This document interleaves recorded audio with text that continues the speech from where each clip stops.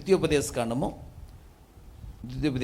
7వ అధ్యాయము 12-13 వచనాలను మనం చూస్తే, మీరు ఈ విధులను విని వాటిని అనుసరించి నడుచుకుని ఎడల మీ దేవుడైన యెహోవా తాను నీ పితరులతో ప్రమాణము చేసిన నిబంధనను నెరవేర్చి నీకు కృప చూపును. దేవునికి స్తోత్రం. ఏం చూపుతాడటండి? మీరు ఈ నిబంధన లేక ఈ విధులను మీరు విని వాటిని అనుసరించి నడుచుకొని ఎడల నీ దేవుడైన యెహోవా ఏం చేస్తాడంట? నీకు ఇచ్చిన నిబంధనను నెరవేర్చి నీ ఎడల కృప చూపుతాడు. దేవునికి స్తోత్రం. హల్లెలూయా. మన దేవుడు పిల్లలు కృప చూపించేటువంటి దేవుడు ఆయన. ఎప్పుడైతే దేవుడిచ్చిన మాటను మనం అంగీకరిస్తామో, దేవుడి నిర్ణయాన్ని మనం గౌరవిస్తామో, దేవుడు చెప్పిన దానికి విధేయతను మనం కనపరుస్తామో, వెంటనే ఆయన నుండి వచ్చేది కృప. అదే కావాలి మనకి. దేవుని కృపే ఈరోజు మన పరిస్థితులను మార్చగలదు. హల్లెలూయా. సాగటు మానవుని యొక్క పరిస్థితులు మార్చబడడానికి దేవుని కృపకే సాధ్యం.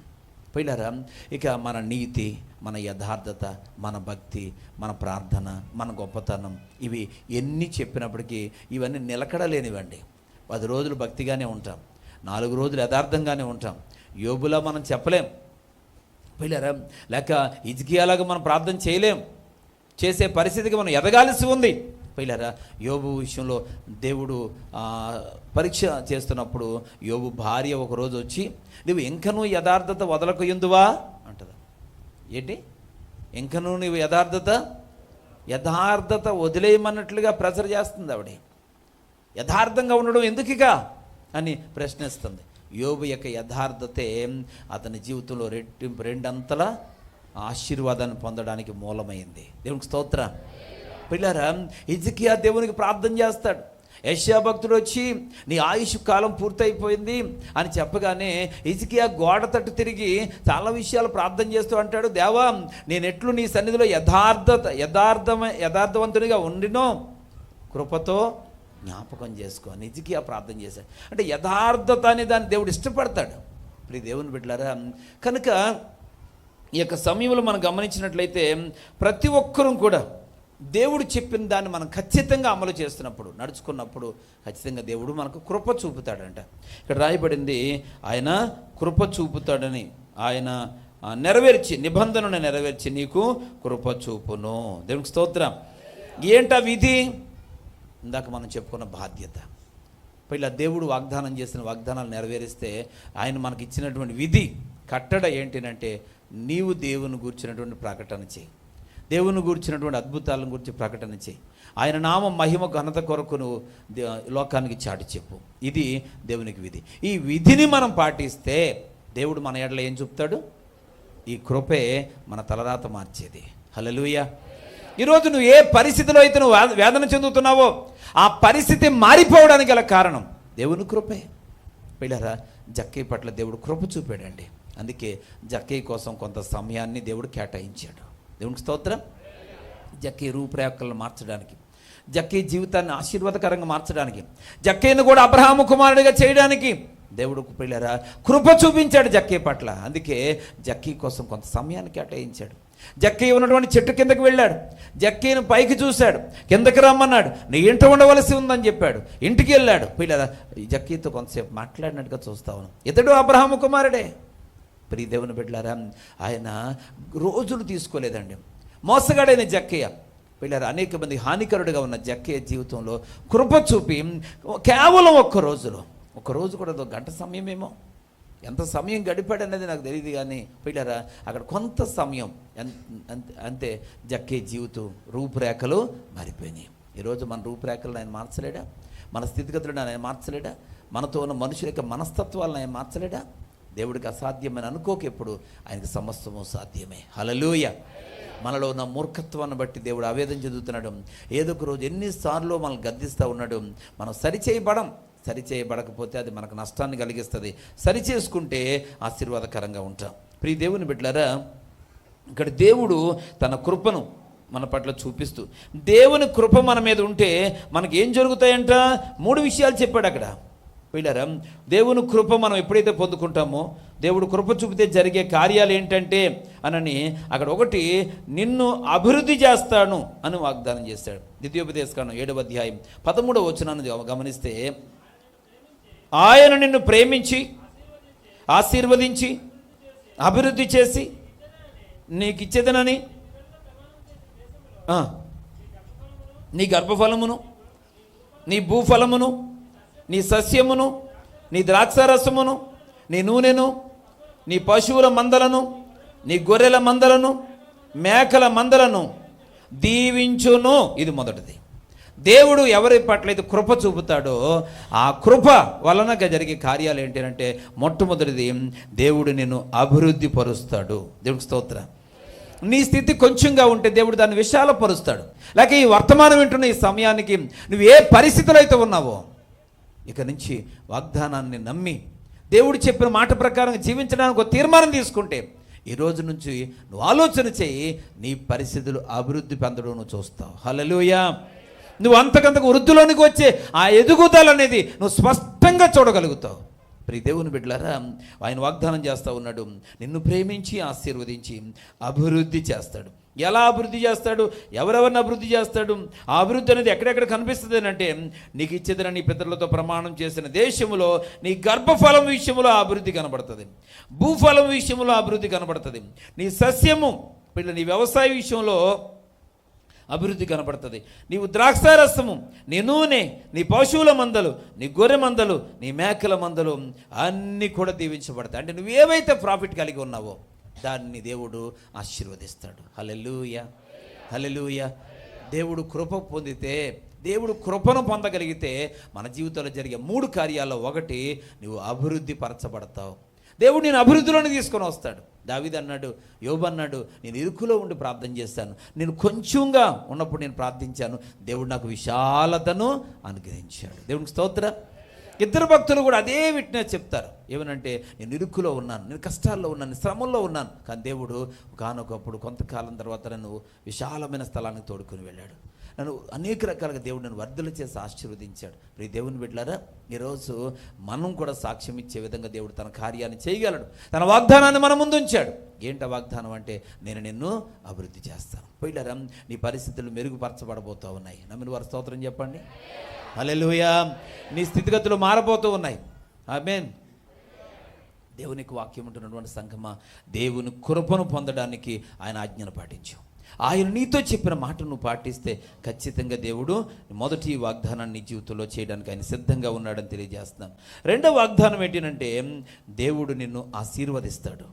7వ అధ్యాయము 14వ వచనం, సమస్త జనముల కంటే నీవు ఎక్కువగా నీవు ఆశీర్వదించబడదు, నీలో మగవానికే కానీ ఆడుదానికే కానీ.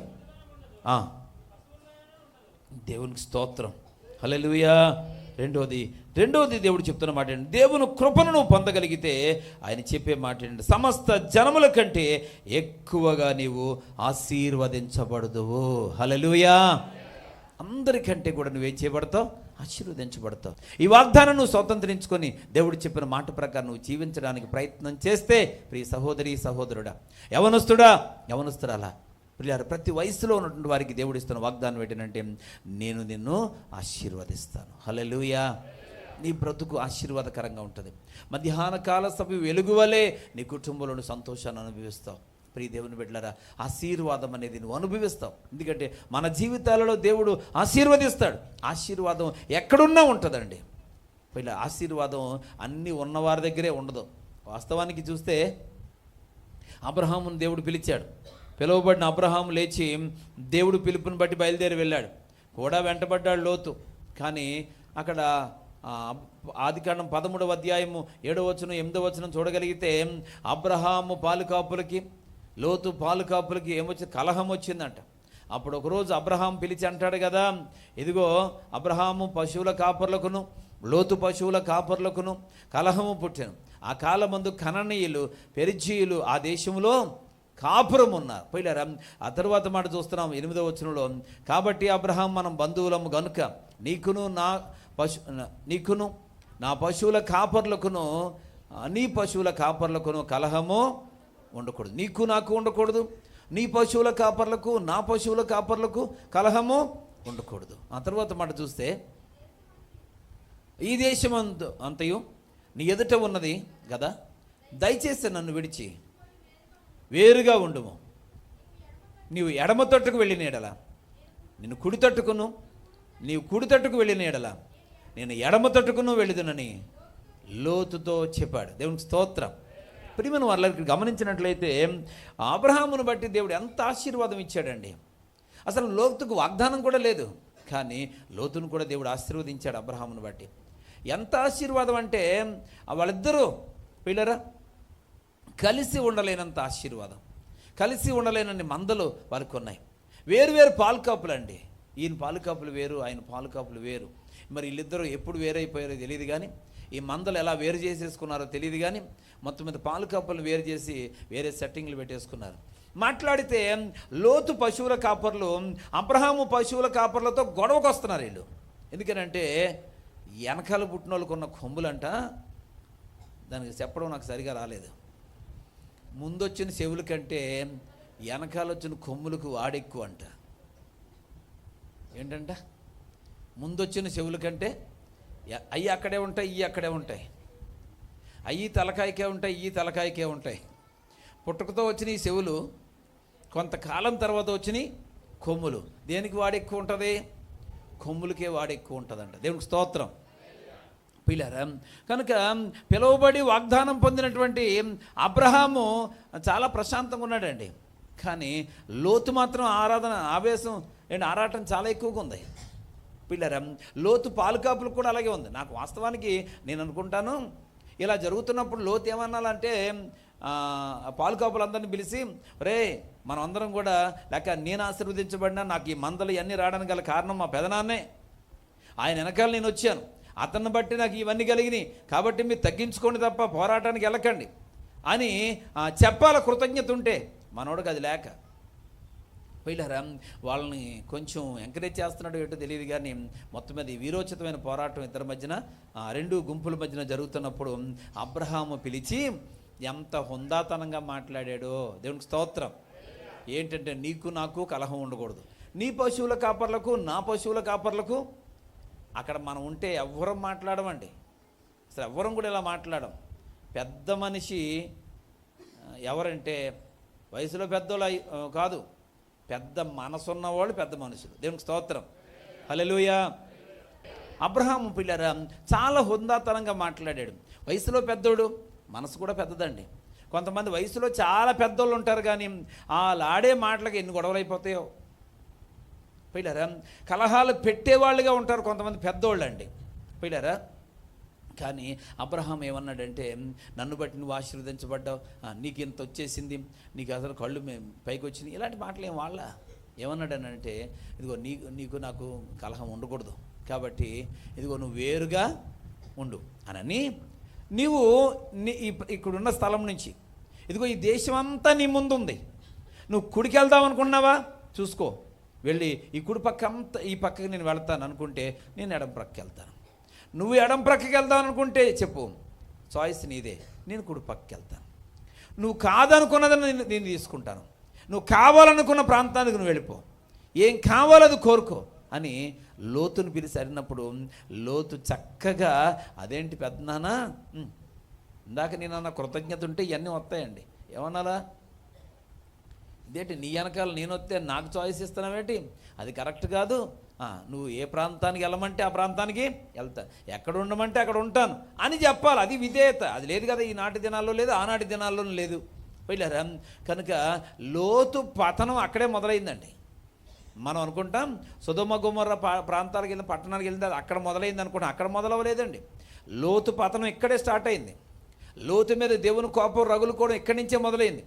లోతు దేవుని యొక్క మార్గంలో నుంచి ఇక్కడి నుంచే తప్పిపోయాడు అతడు. పోయినారా ఏం జరిగింది అని అంటే, ఎప్పుడైతే ఈ చాయిస్ ఇచ్చాడో యొర్దాను నది పరివాహక ప్రాంతం అంతా కూడా సారవంతమైన నేల, సమృద్ధి అయిన పంటలు పండుతాయి, చక్కగా ఉంది, అన్ని మందలను మేపుకోవడానికి అక్కడ అనుకూలత ఉంది, వాటిని పడుకోబెట్టడానికి అనుకూలత ఉంది, కనుక నా మందలు అంతకంతకు ఇంకా అభివృద్ధిలోనికి రావాలంటే ఇదే అనువైన ప్రాంతం అనుకొని ఆ ప్రాంతాన్ని కావాలని కోరుకున్నాడట. అబ్రహాం అన్నాడట, సరే తీసుకో.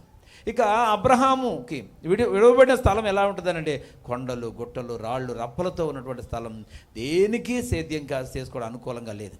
అలాంటి ప్రాంతాన్ని అబ్రహాముకు వదిలిపెట్టేశాడు. పిల్లరా, లోతు కావాలని తీసుకున్నాడు, కానీ దేవదేవుడు పిల్లరా ఆశీర్వాదం ఎక్కడుంటుందో అక్కడే వారు అభివృద్ధి చెందుతారు. దేవునికి స్తోత్రం. ఆ కొండలు మెట్టల మీద అబ్రహాం బలిపీఠం కట్టి అక్కడే యెహోవాకు ప్రార్థన చేశాడు, అక్కడే దేవునికి బలులు అర్పిస్తూ వచ్చాడు. పిల్లరా, దేవుడు అబ్రహామును ఆశీర్వదించాడు. పిల్లరా, ఆశీర్వాదకరమైన చక్కని స్థలాన్ని కోరుకొని, నేను ఇప్పుడు ఈ స్థలాన్ని కోరుకొని ఇక్కడి నుంచి రాబోతున్న దినాల్లో ఇంకా నేను సముద్రంలోకి వచ్చేస్తానని ఊహించుండొచ్చు లోతు, కానీ అలా జరగలేదు. అక్కడ పిల్లరా, ఎక్కడ సమృద్ధి ఉంటుందో, ఎక్కడ దేవోక్తి ఉండదో అక్కడ జనులు కట్టులేక తిరుగుతారు. దేవోక్తి లేని చోట జనులు కట్టు లేకుండా తిరుగుతారు. పిల్లరా, ఈరోజు గద్దింపు లేకపోతే, హెచ్చరిక లేకపోతే మనం పాడైపోతాం, చెడిపోతాం. మనం ఈరోజు ఎవరు మట్టుకు వారే నీకు అనుకూలమైన భక్తి నువ్వు చేసుకుంటూ వెళ్ళిపోతే చివరికి నువ్వు నాశనానికి వెళ్ళిపోతావు. నీకు అనుకూలమైన భక్తి కాదు, దేవుడి దృష్టికి అనుకూలమైన భక్తిని మనం చేయగలగాలి. అది ఎలా తెలుస్తుంది మనకి? అది ఎలా తెలుస్తుంది? పిల్లరా, బైబిల్లో తీసి నాకు నచ్చిన వాక్యం, అండర్లైన్ చేసుకున్న వాగ్దానాలతో కూడిన వాక్యం చదువుకుంటే మనలో మార్పు రాదు. దేవుని సన్నిధిలో కూర్చొని, ప్రభువా నాతో మాట్లాడండి తండ్రి అని దేవుని సన్నిధిలో కూర్చొని నువ్వు అడిగితే దేవుడు మాట్లాడతాడు. గద్దిస్తే సరిచేసుకోవాలి, వెంటనే లోబడి మనలో ఉన్నటువంటి మార్పుని పిల్లలు దేవుడు చూపించాలి. దేవా నువ్వు క్షమించు తండ్రి, నువ్వు ఇలా చెప్పావు, ఈరోజు నుంచి నేను అలా ఉంటాను తండ్రి అని చెప్పగలగాలి. అప్పుడే పిల్లరా ఆ దేవోక్తి మన సరైనటువంటి మార్గంలో మనల్ని నడిపిస్తుంది. దేవునికి స్తోత్రం. కనుక దేవుడు అబ్రహామును పిల్లరా ఆశీర్వదించాడు, ఆ కొండలు గుట్టల్లోనే ఆశీర్వదించాడు. పల్లపు ప్రాంతాన్ని కోరుకున్న లోతు ఏమీ బాగుపడలేదండి. పిల్లలు ఏమీ ప్రయోజనకరంగా మారలేదు. లోతు ఆ యొక్క ప్రాంతంలో ప్రజలందరినీ దేవుడు ఉగ్రతతో పిల్లలు వాళ్ళని కాల్చి పడేశాడు. సొదొమ గొమొర్రా ప్రాంతాల మీద దేవుని ఉగ్రత వచ్చింది. పిల్లరా, అక్కడ అగ్ని వేసినప్పుడు లోతు పాడైపోవడమో, లేకపోతే లోతు భార్య ఉపస్తంభం అయిపోయిన తర్వాత లోతు కుటుంబం పతనం అయిపోయింది కాదు. లోతు పతనం ఇక్కడ అవిధేయత వలన స్టార్ట్ అయిందండి. పిల్లరా, ఎప్పుడు కూడా దేవుడి కోపం కొంతకాలానికి కానీ బయటకు పడదండి. ఏంటి, దేవుడి కోపం వెంటనే, ఇది కృపాకాలం ఇది. కనుక వెంటనే దేవుడు మనల్ని ఏమి గద్దించాడు, ఆయన కొంచెం సమయం పడుతుంది. కనుక రెండవదిగా దేవుని కృపను పొందుకుంటే, ఒకటి ఆయన నిన్ను అభివృద్ధి చేస్తాడు. దేవుని కృపను పొందుకుంటే రెండవదిగా ఆయన నిన్ను ఆశీర్వదిస్తాడు. దేవుని కృప వలన జరిగే మూడవ కార్యం ఏంటంటే 15వ వచనంలో రాయబడింది, యెహోవా నీ యొద్ద నుండి సర్వ రోగములను తొలగించి నీ వెరిగి ఉన్న ఐగుప్తులోని కఠినమైన క్షయవ్యాధులన్నిటినీ నీకు దూరపరిచి నిన్ను ద్వేషించు వారి మీద అందరి మీదకే వాటిని పంపించును. దేవునికి స్తోత్రం. మూడవదిగా దేవుడు ఇస్తున్నటువంటి వాగ్దానం ఏంటి అని అంటే పిల్లరా, దేవుడు మనకి ఏమిస్తాడంట, నిన్ను ఆరోగ్యవంతునిగా చేస్తాడు. హల్లెలూయా. నిన్ను ఆరోగ్యవంతునిగా చేస్తాడు. ఒకటి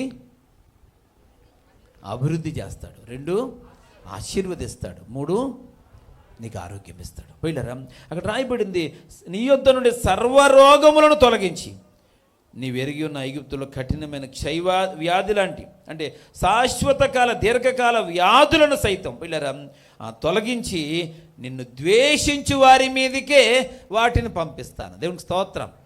ఎవరి మీద పంపిస్తాడంట? నిన్ను ఎవరైతే ద్వేషిస్తున్నారో వాళ్ళ మీదకు పంపుతున్నాడట. ఇది బాగుంది, ఈ మాట ఒకటి బాగుంది మనకు కదా. ఎంత ఆనందంగా ఉంటుందో, దీనికోసమే చూస్తున్నాను. ఆయన ఎప్పటి నుంచో నాకు ఇలాంటి వాగ్దానం కోసమే చూస్తున్నాను తండ్రి. ఎవరి మీదకి రావాలా? నన్ను ఎవరైతే అంటున్నారో వాళ్ళకి రావాలా. అది మన కోరిక, చిరకాల కోరిక. దేవుడు ఈరోజు నెరవేర్చాడు. దేవునికి స్తోత్రం. ఏంట కోరిక? దేవుడు ఏంటి అంటే, ఆయన నీకున్నటువంటి సర్వ రోగాలను ఆయన ఏం చేస్తాడు? స్వస్థపరుస్తాడు. దేవునికి స్తోత్రం. నీకున్న రోగాలన్నింటినీ శిరస్సు మొదలుకొని అరిపాదం వరకు నీ శరీరంలో ఉన్న రోగాలన్నింటినీ ఆయన తొలగిస్తాడు. పిల్లరా, ఎలాంటి వ్యాధులు అంటే దీర్ఘకాలిక వ్యాధులు. ఆ రోజుల్లో క్షయ, టీబీ అనేది, కుష్ఠరోగం అనేది దీర్ఘకాలిక వ్యాధులుగా ఉండేవి. ఇప్పుడైతే చాలా వచ్చేసినాయి. ఇప్పుడైతే దీర్ఘకాలిక వ్యాధులు చాలా ఉన్నాయి. HIV అనొచ్చు, లేకపోతే ఇంకోటి అనొచ్చు. కానీ పిల్లరా, దేవుడు ముందు ఏ వ్యాధైనా నిలబడదు. దేవునికి స్తోత్రం కలుగునుగా. హల్లెలూయా.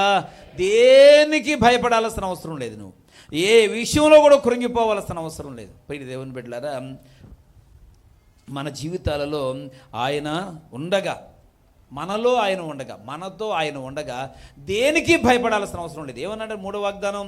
ఆయన కృపను నువ్వు పొందుకుంటే నీ శరీరంలో ఉన్న సర్వ రోగాలను దేవుడు తొలగించడం మాత్రమే కాకుండా నిన్ను ద్వేషించే వారి మీదకి వాటిని పంపిస్తాను. పిల్లరా, అది నువ్వు పంపించిన ఆయన అని అడక్కండి, అది దేవునికి వదిలేద్దాం. దేవునికి స్తోత్రం. యుద్ధం చెప్పాలా, నిర్ణయాధికారం దేవుడిదే. ఏమండి, ఏం చెయ్యాలో దేవుడికి చెప్పకండి. దేవా నువ్వు అలా చేయి నాయన, నువ్వు ఇలా చేయి తండ్రి, ఏం చేయాలో ఆయనకి బాగా తెలుసు. దేవునికి స్తోత్రం. పిల్లరా, మనం కొంచెం ప్రార్థనాపూర్వకంగా వాక్యానికి లోబడి నమ్మకంగా జీవిస్తే మన పక్షంగా ఉన్న దేవుడు సామాన్యుడు కాదు. ఆయన చేసే కార్యాలు అద్భుతంగా ఉంటాయి, అమోఘంగా ఉంటాయి. ఆయన మహిమా కార్యాలు చేయగలుగుతాడు. కనుక పిల్లరా, ఈరోజు వాళ్ళ మీదకి ఆ రోగం పంపడం కంటే వాళ్ళకి మారు మనసు ఇవ్వడం సులువు కదా. మన వలన ఆ వ్యక్తి కూడా, మనం ద్వేషించే వ్యక్తి కూడా ఏమవ్వాలా? మారిపోవాలా. నమ్మిన వారి స్తోత్రం చెప్పండి. హల్లెలూయా. వాళ్ళకి బుద్ధి వచ్చి వాళ్ళకి శిక్ష పడిపోయి వాళ్ళు నాశనం అయిపోతే మనకేం ప్రయోజనం? కనుక వాళ్ళలో మార్పు తీసుకొస్తాడు దేవుడు. ఆ కార్యం జరిగించాలని ప్రార్థన చేద్దాం. ప్రియ దేవుని బిడ్డలారా, ఈరోజు అద్భుతమైనటువంటి 3 వాగ్దానాలు మనకు సొంతం చేశాడు.